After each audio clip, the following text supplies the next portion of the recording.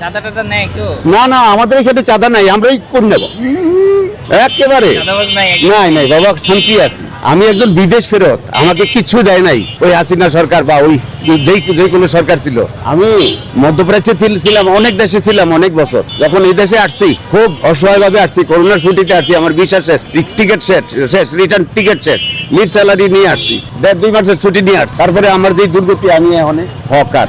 তো আমার আকুল অনুনয় বিনয় করে আমি বলতেছি সরকারের কাছে বা যারা যারা ক্ষমতায় আছে, যে আমার মতো মানুষ, আমি এখান থেকে 4টা ভাত খাচ্ছি, আমি ছিলাম বাইরে, কি হাইফাই লাইফ লিড করছি, আর আজকে আমি হকার। তো আমি যখন হকার, তাহলে আমার ডাল ভাত খাওয়ারই অধিকার আমার কাছ থেকে আপনারা হরণ করবেন না। Today is me, tomorrow you. 74-এ আমি একটা ইংলিশ ফিল্ম দেখছিলাম, আজ আমার কাল তোমার, এই ফিল্মের নাম। তো এই কথা আমারে বাঁচাইয়া রাখবেন আপনারা, আমার দোকান বাঁচাইয়া রাখবেন, আমার দিকে কুদৃষ্টি দিয়েন না। আমার মতো অনেক ভাই আছে গরিব, এরকম অসহায়, এইটুকুই আমার চাওয়া পাওয়া।